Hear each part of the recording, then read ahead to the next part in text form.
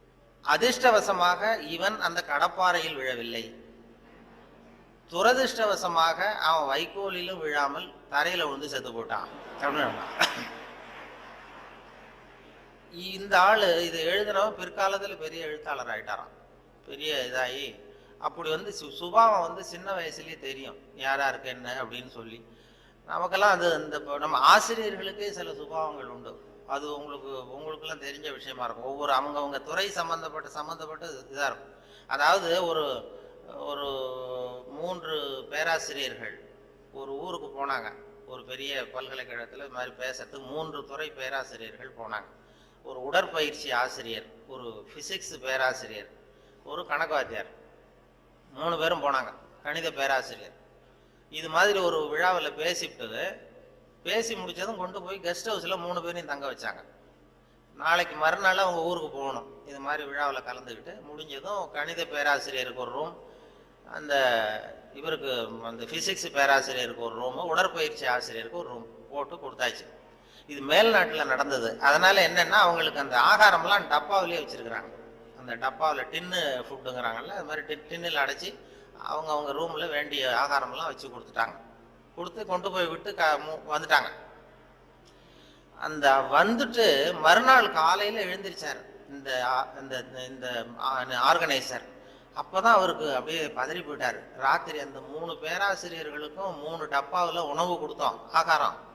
அதை திறக்கிறதுக்கான கருவியை கொடுக்காம வந்துட்டோம். திறக்கிறதுக்கு ஒரு பொருள் அது இல்லாமல் கொடுத்தோம். எப்படி அவங்க டப்பாவை திறந்தாங்களா சாப்பிட்டாங்களா என்னன்னு தெரியல அப்படின்னு ஒரு பதறி போய் விடிஞ்சதும் ஓடுறாரு விழுந்தடிச்சு. இந்த வரவேற்றார் ஓடி போய் முதல்ல அந்த உடற்பயிற்சி ஆசிரியர் கதவை திறந்தாராம். ரூமை திறந்தா அவர் நிம்மதியாக தூங்கிட்டு இருக்காரு. டப்பா திறந்து கிடக்கு, சாப்பிட்டுருக்காரு. சாப்பிட்டுட்டு நிம்மதியாக தூங்கிட்டு இருக்காரு. உடனே இவர் போய் தட்டி எழுப்பி, எப்படி சார் அந்த டப்பாவை திறந்தீங்க, அந்த இதை கொடுக்கலையே நாங்கள் உங்களுக்கு அப்படின்னு. இது என்ன சார், உடல் பலம் தான் சார் முக்கியம், டப்பாவை பலம் ஓங்கி கீழே அடிச்சேன் திறந்துட்டுது, அது என்ன பெரிய காரியம் அப்படின்னு சொல்லி உடற்பயிற்சி செஞ்சுட்டேன், அதனால சாப்பிட்டேன் இருக்காரு. பரவாயில்ல சார் அப்படின்னு சொல்லி அடுத்த ரூமுக்கு ஓடி இருக்காரு. அங்கே பிசிக்ஸ் வாத்தியார் உட்காந்துருக்காரு. அவரும் அதே மாதிரி நிம்மதியாக தூங்கியிருக்காரு. இது டப்பா திறந்து கிடக்கு. போய் திறந்து, எப்படி சார் திறந்தீங்க நீங்கள் டப்பாவை அப்படின்னா, அது என்ன சார், எந்த இடத்துல ப்ரெஷர் கொடுக்கணும்னு எனக்கு தெரியும், அந்த இடத்துல அழுத்தினா திறந்துட்டுது டப்பா, அது நமக்கு டெக்னிக் வந்தது தானே அப்படின்னு அந்த திறந்து சாப்பிட்டேன்ட்டார். இவர் அப்பாடா நிம்மதியாக போச்சு. அடுத்தது கணக்கு வாத்தியார் ரூமுக்கு ஓடினார். அங்கே போனால் அவர் தூங்கவும் இல்லை, டப்பாவும் திறக்கல, மூடியே இருக்கு.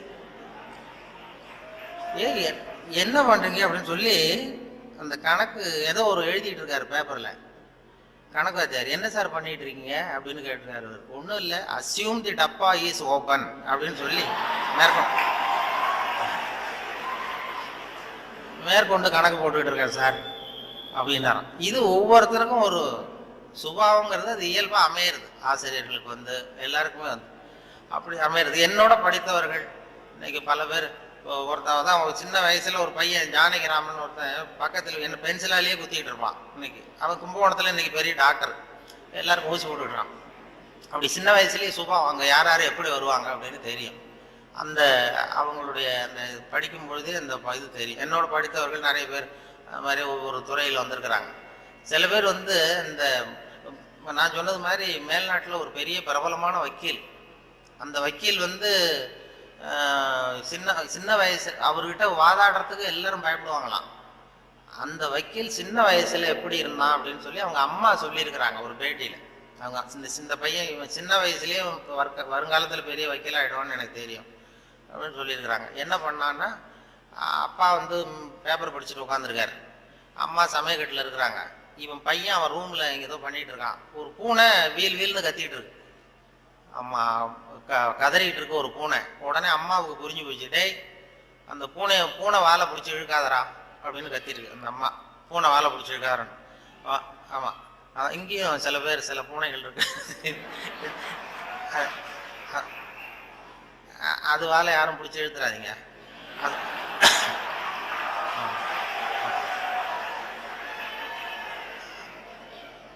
பூனை வாழை பிடிச்சிருக்காருன்னு அந்த அம்மா கத்திருக்கு. அப்பா அவன் சொன்னானா, அம்மா நான் வந்து பூனை வாழை பிடிச்சி இழுக்கல, பூனை தான் அது வாழை பிடிச்சி இழுத்துக்கிட்டு இருக்குன்னு இருக்கான். நான் ஒன்றும் பூனைக்கு இடைச்சல் பண்ணல, பூனை தான் வாழை இழுத்துக்கிட்டு இருக்கு, நான் அது வாழை இழுக்கலன்னு இருக்கான். ஓடி போய் பார்த்துருக்குறாங்க அம்மாவும் அப்பாவும். பார்த்தா இவன் பூட்ஸு காலால் மிரிச்சுக்கிட்டு இருக்கான், பூனை வாழை இழுத்துக்கிட்டு இருக்கு. அவன் பிற்காலத்தில் பெரிய வக்கீல் ஆகிட்டான். அதாவது ஒரு தான் பேரில் தப்பு இல்லைங்கிறது மாதிரி பேசினா பாருங்க. அவங்க அம்மா வந்து சொல்லியிருக்கு. இப்படி அது சின்ன வயசில் அவங்கவுங்களுக்கு அந்த இது இருக்கும். சில பேருக்கு ஆராய்ச்சி விஞ்ஞான மனோபாவம் வந்துடும். விஞ்ஞானம் சில பேர் சின்ன வயசுலேயே ஒருத்தன் மூஞ்சில் ஒருத்தன் குத்திட்டு இருப்பான். சின்ன இளம் வயசுலேயே ஒருத்தன் மூஞ்சில் ஒருத்தன் குத்திட்டு இருப்பான். அவங்கெல்லாம் பிற்காலத்தில் சட்டசபைக்கு வரலாம். சட்டசபைக்கு வந்து பெரிய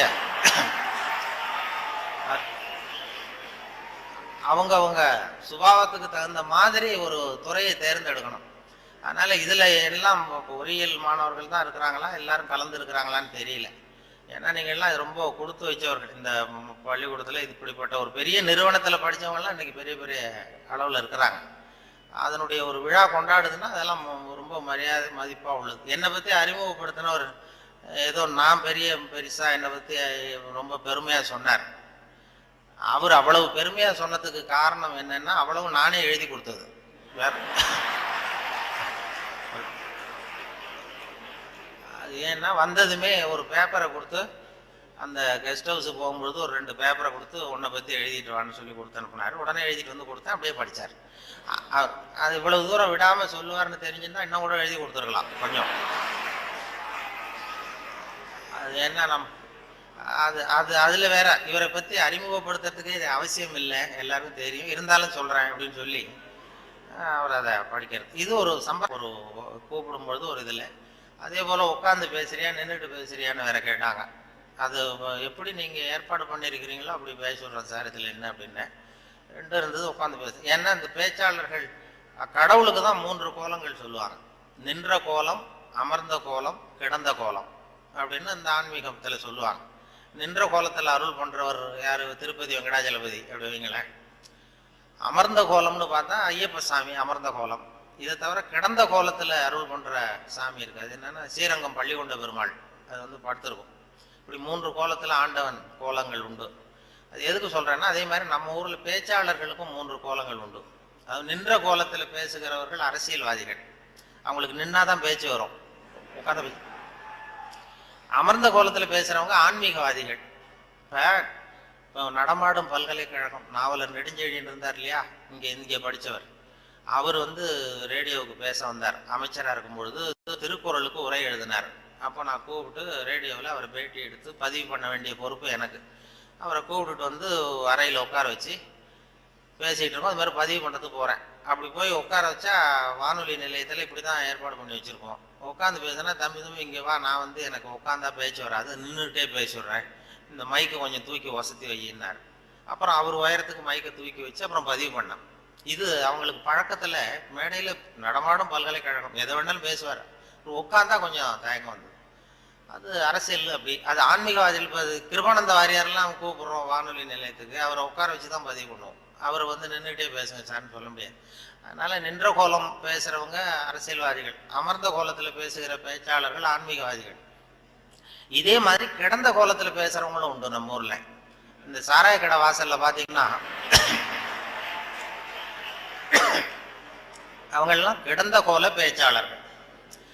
நல்ல வேலையா என்ன வந்து நீ கிடந்த கோலத்துல பேசுன்னு சொல்லாம 2 கோலத்துக்கு ஏற்பாடு பண்ணி வச்சிருக்கிறாங்க. நின்ற கோலம், அமர்ந்த கோலம். இப்படி ஒரு படுக்கையை போட்டு வச்சுட்டா இங்க வரக்கூடிய பேச்சாளர்கள் எது பிடிக்குதோ அப்படி பேசிட்டு இருக்கலாம். அது வசதி. ஏன்னா இது ரொம்ப விரிவான ஒரு என்னமோ 70 mm மாதிரி இருக்குன்னு சொன்னார் வரும்போது சொன்னாங்க. அது அதுவும் இந்த துணைவேந்தர் ரொம்ப கலை நுணுக்கத்தோட இதை பண்ணியிருக்கிறார், இன்னும் நிறைய வேலையெல்லாம் இருக்குது இதில் அப்படின்னு சொல்லி ரொம்ப பெருமையாக சொன்னார்கள். இந்த பொறியியல் அது வந்து அந்த கலை நுணுக்கம் இன்னும் என்னென்ன வேலை இருக்கு, நிறைய செஞ்சிருக்கு. இது எல்லாம் இந்த பெருமை அவருக்கு தான் சொல்லி பெருமையா சொன்னாங்க. இது இப்படிப்பட்ட பெரிய ஹாலில் ஒருத்தரை உட்கார வச்சாதான் இன்னமும் வரணும். ஆமா, இதுக்கெல்லாம் ஒரு 20-30 பேர் வரிசையா உட்காந்தா நல்லா இருக்கும் இந்த ஹால். அதாவது பொறியியல் துறை நீங்க மாணவர்கள்ங்கிறதுனால பொறியியல் வந்து கலை அம்சத்தை புகுத்துறது ரொம்ப சிரமம். சில பேருக்கு அதாவது பொறியியலுக்கும் அதாவது கவிதை எழுதுவாங்க. சில பொறியியல் கவிதை எழுதுறவங்க வந்து பொறியியல் இன்ஜினியரா இருக்கிறவங்க கவிதை எழுதுறது உண்டு. அப்படி இருக்கிறது கொஞ்சம் 2க்கும் முரண்பாடான விஷயம். கலைத்தன்மை, அதாவது பொறியியல் வந்து மெக்கானிக்கல் மைண்ட் அதிகமாக இருக்கும். அதாவது ஒரு பெரிய பொறியியல் இன்ஜினியர் அவர் வந்து இராணுவத்தில் ஒரு பாலம் வந்து கட்டுறதுக்கு பெரிய இது பண்ணாங்க, பிளான் பண்ணாங்க. அதுக்கு ஒரு வரைபடம் தயார் பண்ணணும். ஸ்கெட்சு, இராணுவத்துக்கு பாலம் கட்டுறதுக்கு ஒரு பெரிய ப்ளூ பிரிண்ட்டு என்ன சொல்லுவீங்கல்ல, அது மாதிரி அந்த வரைபடம் தயார் பண்ணுற வேலையை ஒப்படைச்சிருக்கிறாங்க அந்த இன்ஜினியர்கிட்ட. அந்த பொறியாளர் வந்து உள்ளுக்குள்ள ஒரு கவிஞர், அதாவது அவர் ஒரு கவித்தன்மை உள்ளுக்குள்ள இருக்கு, மறைஞ்சிருக்குது. அதனால அவர் என்ன பண்ணார், அந்த பொறியியல் வரைபடம் போட்டார். பாலத்தை போட்டுட்டு ஒரு ஆறு ஓடுது, குறுக்க பாலம், அதனுடைய நீளம் அகலம் எல்லாம் கரெக்டாக போட்டார். போட்டு அந்த ஆறு ஓடிட்டு இருக்கு. அது ஓடி முடிகிற இடத்துல ஆற்று ஓரமாக ஒருத்தன், ஒரு சின்ன பையன் தூண்டில் போட்டுட்டு நிற்கிறான். அதை அவர் போட்டிருக்காரு ஒரு அழகுக்காக. சின்ன மூலையில் ஒரு தூண்டில் போட்டுட்டு ஒரு பையன் நிற்கிறான். இது இந்த பொறியியல் வரைபடத்தை கொண்டு போய் அதிகாரிகிட்ட கொடுத்துருக்குறான். அவருக்கு கோபம் வந்துடுது. இது வந்து ஒரு பொறியியல் வரைபடம், இது இந்த வரைபடத்தில் போய் அந்த ஒரு ஓவியம் என்னத்துக்கு அப்படின்னு சொல்லி அவர் சத்தம் போட்டிருக்காரு மேலே உள்ளவர். அதனால என்ன பண்ணியிருக்கிறா, முதல்ல வந்து முதல் தடவையாக கொடுக்கும்பொழுது அந்த பாலத்து மேலே நின்றுட்டு தூண்டில் போடுறது மாதிரி படம்.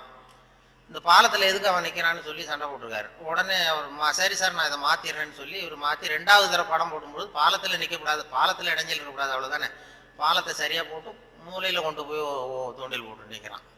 மறுபடியும் கூப்பிட்டு அந்த அவன் படமே இருக்கக்கூடாது, இந்த இதில் இந்த வரைபடம் மட்டும்தான் இருக்கணும் போடுனார்.